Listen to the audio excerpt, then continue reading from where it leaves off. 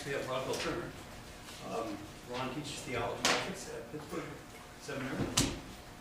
Tutorials of the H. Parker Chair, H. Parker Sharp Chair. He holds an MDiv and PhD from Princeton Seminary. He is the author and editor of 6 books, most recently Transhumanism and Transcendence, Christian Hope in the Age of Technological Enhancement, a terrific book launch. He is a member of the International Society for Science and Religion, serving as Vice President and member of the Executive Committee. And it's been wonderful for Ron to come out here for this conference. We've been friends and colleagues for decades. Yes, welcome. Thanks very much, Bob. Yeah, thank you. I'm truly indebted to Bob for his generosity. Whatever he happens to say about his belief about kenosis and how it functions in theology, he does surely practice it. We began to talk about 2 weeks ago, and we both showed up as panelists at a conference, and Bob just very generously and spontaneously backed himself out of the program. You saw earlier versions of today's program. He should be talking now, but you have to put up with me. So you might question his intelligence, but not his generosity. But thank you very much, Bob. Nils, I don't know when I have engaged a paper that has been more productive for me in terms of thinking through some really basic questions that I was already struggling with, trying to make some headway on.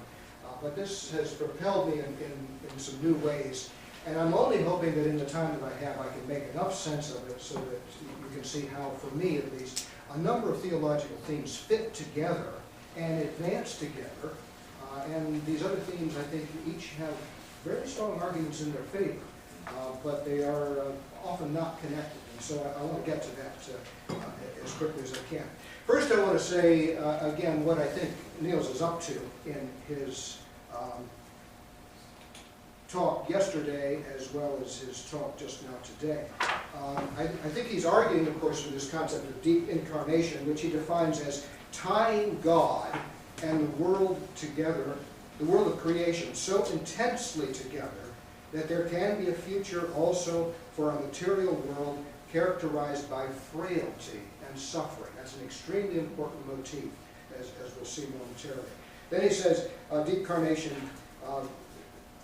moves in the direction of such a comprehensive manner that God, by assuming the particular life story of Jesus, the Jew from Nazareth, also conjoined the material conditions of creaturely existence, all flesh, shared and ennobled the fate of all biological life forms, and this I think is extremely important, experienced the pains of sensitive creatures from the inside. Deep incarnation, continuing with Niels' words, thus suggests that God does not only tolerate, probably should plug this thing in. I'll keep my hands more closely on it, just keep it from blacking out on me. God does not only tolerate material existence, but accepts it and incorporates it in a divine embrace. Incarnation is about a radical divine self-embodiment which reaches into the roots of biological existence, and then skipping a little bit, including then the very fundamental structures of physical existence. From a perspective of deep incarnation, continuing with his words, Christ is creatively present at the bottom of the universe. A phrase which immediately pulled into remembrance the phrase of Richard Feynman. Plenty of room at the bottom, nanotechnology, operating and thinking at that level. And I'm wondering to what extent this is a signal of a bottom-up strategy of incarnation. And we'll think about that a little bit further as we go along.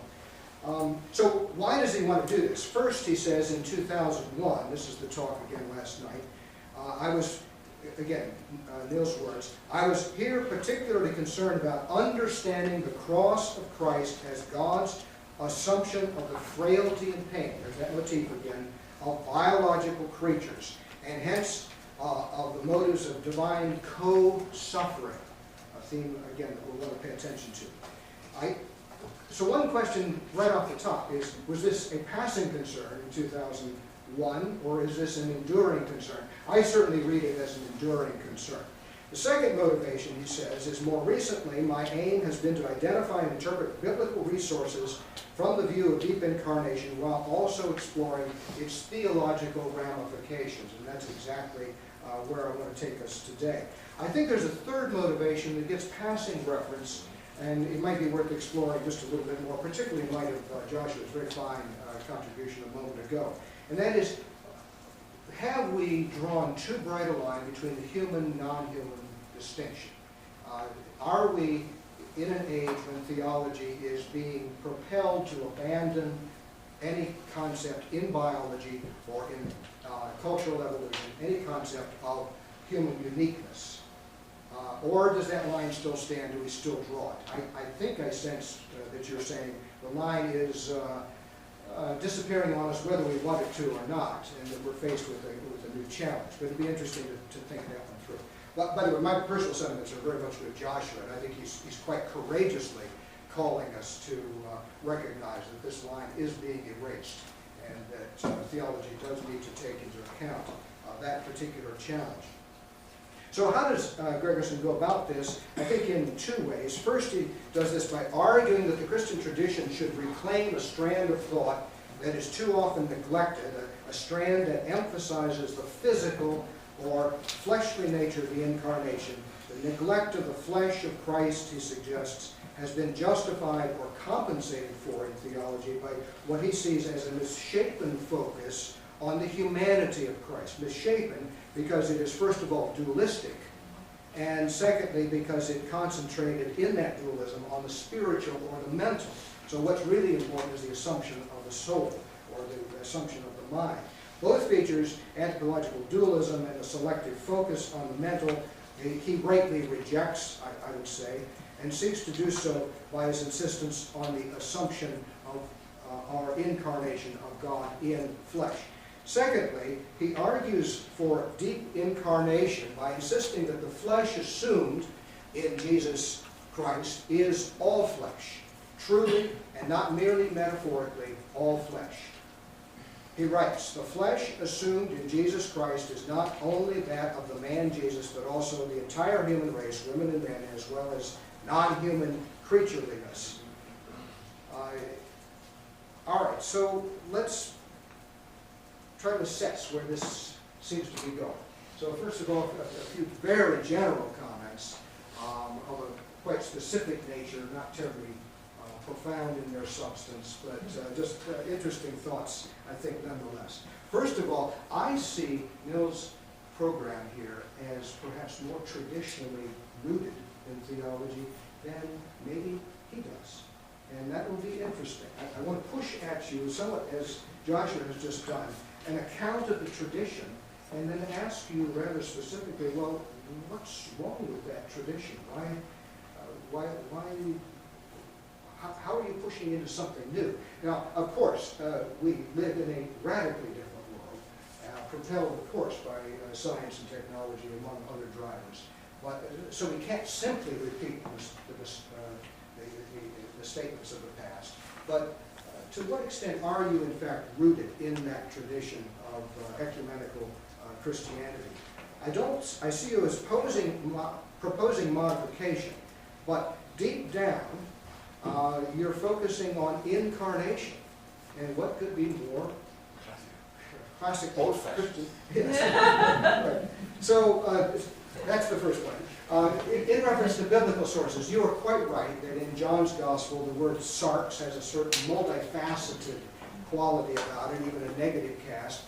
I would suggest that if you turn to Paul, the classic text of Paul, Romans I'm thinking of, in 1 Corinthians, you would find an even more ambivalent, indeed an even more negative interpretation of sarx, which it seems to me would have to be taken into account if you really want to draw your biblical sources. I think it is also a little odd that there's not much more, there's no substantive engagement, as I've heard it so far, with 1 Corinthians 15 and following. That is the classic text of the cosmic Christology, and it would seem to me that needs to be drawn in a significant way. Another very interesting insight that occurred to me as I was reading along, Mills, in your paper, and you talk about Jesus' Jewish identity, and it just hit me.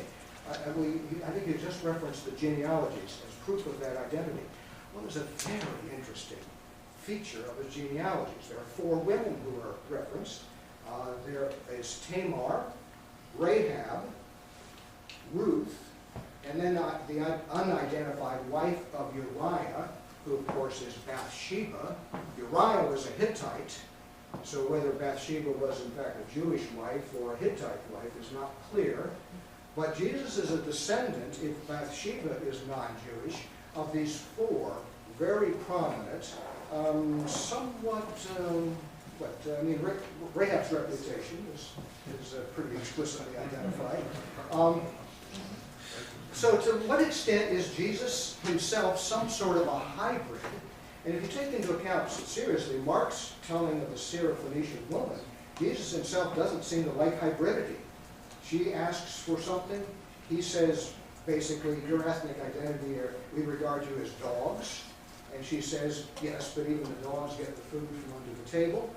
And it's like she preaches the gospel to Jesus and changes his mind in a direction of inclusivity, of overcoming these barriers. So what's going on in these texts? Some very interesting questions, I think. And as you were talking today, it hit me that you were talking about differentiation. It seems to me that there's some very deep movements here in the biblical and in the early Christian era. I'm thinking particularly of the priestly account in the Hebrew Scriptures. And it is exactly as you say. It is a differentiation, and God divided the light from the darkness, and on and on and on. Creation is, in other words, differentiation, or as we would say in an evolutionary setting today, it's divergence, speciation, branching out. Originally one thing, now multiple things. That part I heard. The other part, though, I think is not as explicit as it may be, except in the central claim of deep incarnation. What is deep incarnation, if not the ultimate reunification of all things? But if you back up, I see that reunification as a persistent motif that moves through early Christianity, from the biblical text right on through. In Christ there is no Jew and Gentile, etc. In other words, what God originally separated by calling out is now rejoined. And the rejoining becomes cosmic, truly cosmic in scope, if you read Maximus the Confessor. Differentiation, reunified in the incarnate Christ. Let's move on then specifically to this theme of sarx. I have to say I'm not entirely persuaded that it is helpful to focus on sarx quite the way that I think you have, as something over against or instead of humanity as a broader term. In turning from human to sarx, I think Gregerson wants a broader notion, and I think that's how Joshua just interpreted it, and I take that as being the motivation, so that by becoming incarnate in one part of creation, Christ is incarnate in all of creation.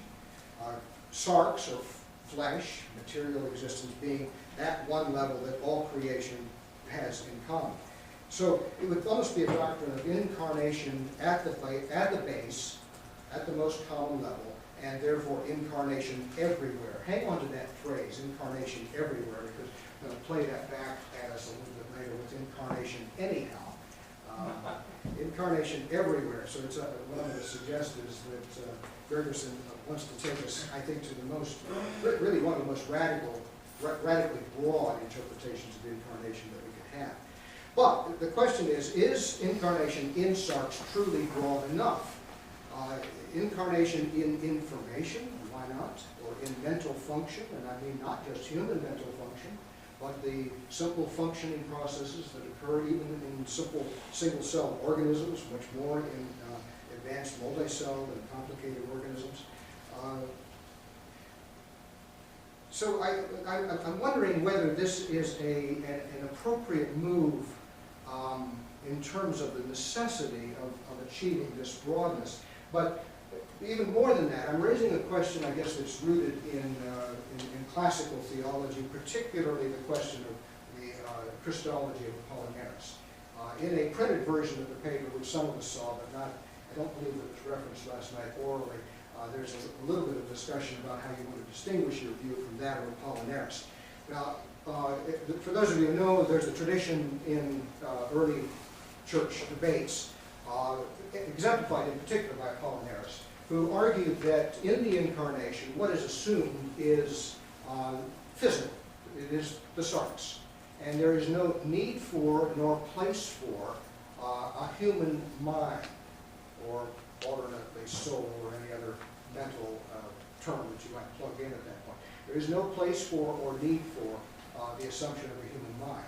The mind of Christ is the mind of the second person of the Trinity, the eternal second person of the Trinity, who assumes and joins in a very strong form of union.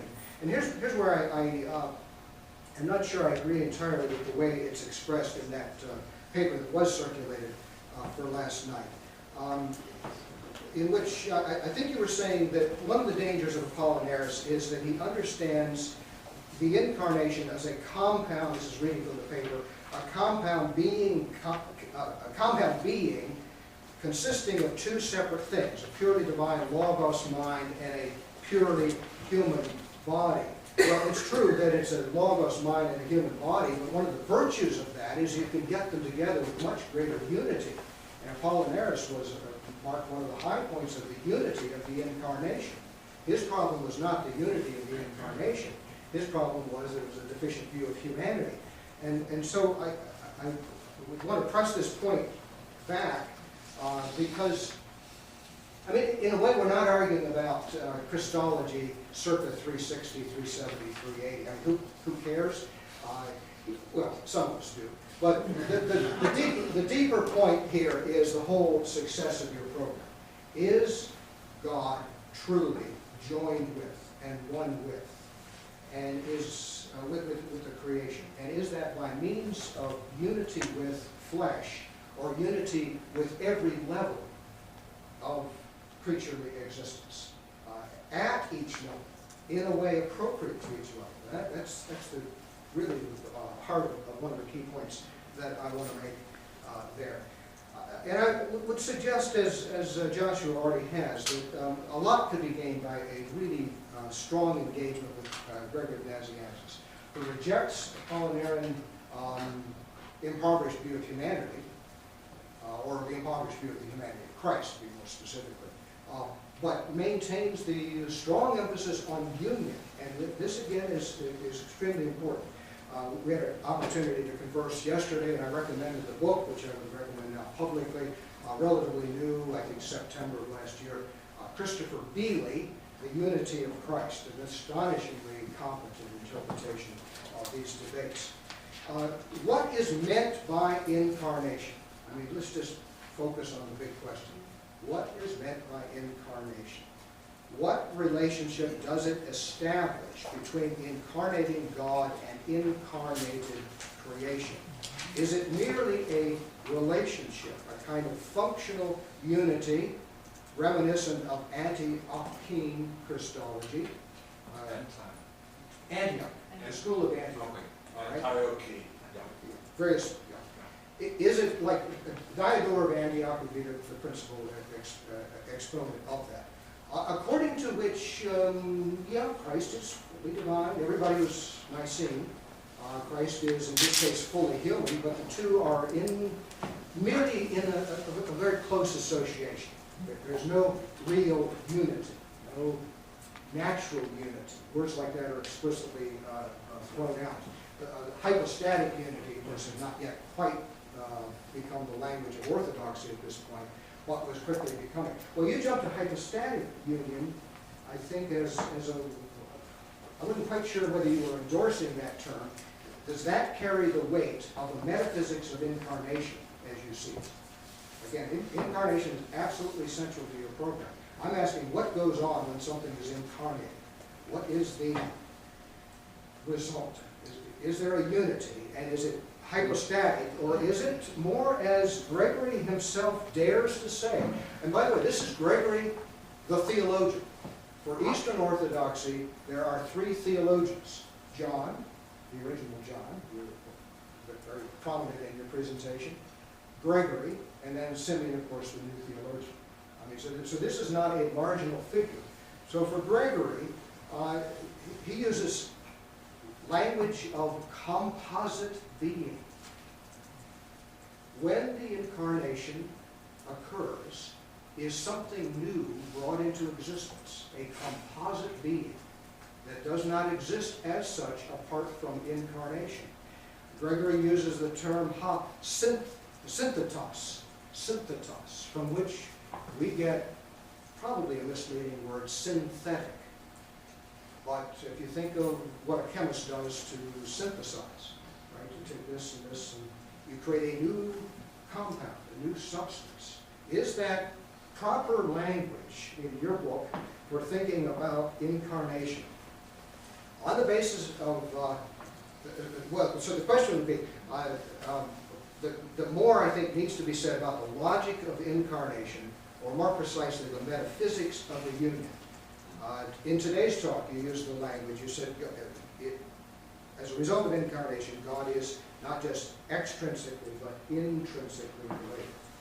So the challenge would be for all of us, not just for, again, this is a wonderful challenge you put in front of us, and something I think I would want to lift up for many, many of us to work on. I think Gregerson is right about the need to modify tradition. I'm sure I'm doing very badly on time. I don't have a 1 minute. Oh, geez. Okay.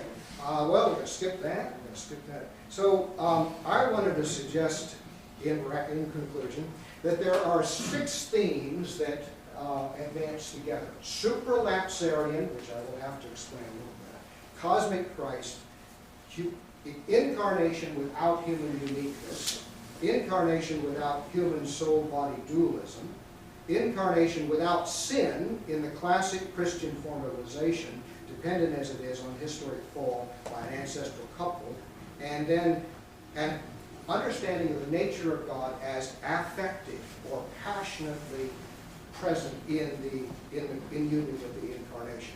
I want to suggest that all 6 of those themes advance together, and that I guess I'll have time to say anything about it, would be the supralapsarian theme. If you don't know that terminology, it's a question of would Christ have become incarnate had Adam and Eve not sinned? And those who take the supralapsarian view say, yes, there's something bigger at stake. God's purposes are bigger than just bringing us back to the original condition of Adam and Eve. God had a far grander purpose in mind at the beginning. Almost every theologian I've referred to here so far, and now we could add Schleiermacher, Barth, and Rahner, are all supralapsarians because they recognize the validity of that point of view. So were the Franciscans of the medieval period, and particularly Duns Scotus, and then if you combine it with the cosmic Christology of Bonaventure, you get some very interesting resources that allow you to do several things at once. One is to expand the notion of incarnation in terms of its breadth, but also understand it as deeply rooted in the original intention of God at the beginning of the creation. So that the working out of creation is at most interrupted by what we human beings do that is sometimes unspeakably evil. No one's denying that there is such a phenomenon of human sin, but if it has gone essentially missing from our theological textbooks as a doctrine of our natural history. These pieces, at least for me, fit together. I know I'm past my minute now. Let me just say a word about the final point, which I flagged, as you recall, at the beginning. Well, let me conclude with this one last sentence, long sentence. So the move away from human dualism, I'm suggesting, from confidence in human uniqueness, and from a questionable doctrine of human sinfulness, in other words, from a theocentric ground of our incarnation, of Christ's incarnation, is matched by a move toward a renewed theological reappraisal of nature, grounded in new insight into the very nature of God as an affectively relational God. A God who suffers not just in humanity, not just in the humanity of Jesus, not just in the humanity of us all, but indeed in the whole creation. To the extent that we can fill out any one of those theological moves, I want to suggest we strengthen your entire and perfectly wonderful program. So thank you very much.